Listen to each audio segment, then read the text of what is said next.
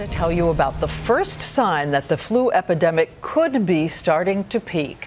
Tonight, 47 states are swamped by the virus. Only 3 states have escaped the worst of the outbreak: California, Mississippi, and Hawaii.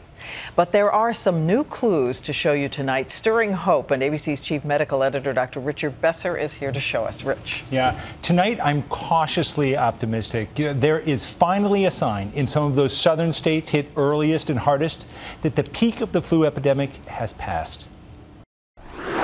Tonight, amid all the sneezing and coughing, a glimmer of hope. We talked to hospitals and health departments across the South, and many are seeing it. From Knoxville, Tennessee, we're seeing that downturn. To North Carolina, looks like we peaked early. But it's not universal. Even in the same states, some hospitals are still getting slammed. Our numbers don't yet reflect a downturn. A doctor from Duke University Hospital, also in North Carolina, tells us. This year's flu season hit early, November 25th, a month earlier than a typical one. We're now 6 weeks into it, and if this year is like years past, we likely have 6 or more weeks to go, meaning it's not too late to get some protection. And today, the CDC provided the first indication of how well the vaccine is working. Turns out it's 62% effective, meaning if you got the vaccine, you're 62% less likely to have to visit your doctor for the flu. But the CDC acknowledges there have been shortages of that vaccine. So our team fanned out across the country to see what they could find. In Chicago, I'm going to log on to flu.gov to find the closest place for me to get the flu shot. At the pharmacy, success. Do you guys have any flu vaccine left? We certainly do. In New York City, another success. So right now you're administering about 10 vaccines an hour? Yeah. But in Gulfport, Mississippi, our first call came up empty.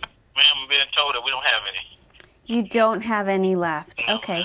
And tonight, the CDC says, if at first you don't succeed, keep calling around.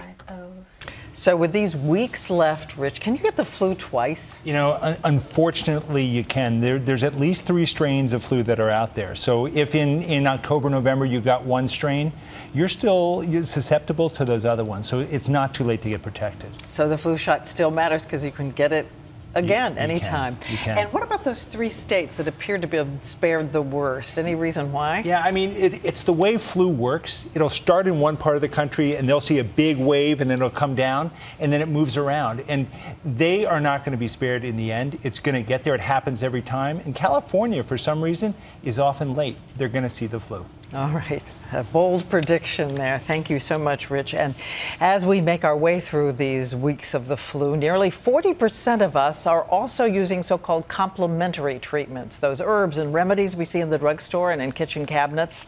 So we asked ABC senior medical contributor Dr. Jennifer Ashton to review which ones really help. If you're homesick with the flu, boosting traditional treatments with natural ingredients you can find in your local vitamin store may bring you some real relief. Elderberry, particularly the sambucol type, is what you're looking for. There are studies that show that elderberry, which comes in pill and extract form, shortens the duration of flu symptoms in adults. It can also help ease swollen sinuses. Just don't eat the wild berries. They can be toxic. And look what you can find in the supermarket. In the spice aisle, you might want to reach for a jar of turmeric. The popular Indian spice contains a substance called curcumin, which is believed to help prevent viruses from spreading in your body. And what about that old favorite? Chicken soup.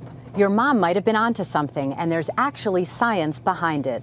Studies have shown that homemade remedy can help clear up congestion. And one prominent journal reported that chicken soup actually affects your body's white blood cells, holding them back from creating congestion in your body, meaning less coughing and less sneezing. And it's not something seen with any other soup. Now, more research needs to be done on these and other treatments, and it is important to remember that complementary medicine should not be a substitute for traditional medicine, Diane. But these things do intrigue you. Indeed they do. They do intrigue me. With the possibility they do help. Okay, thank you, Jen Ashton.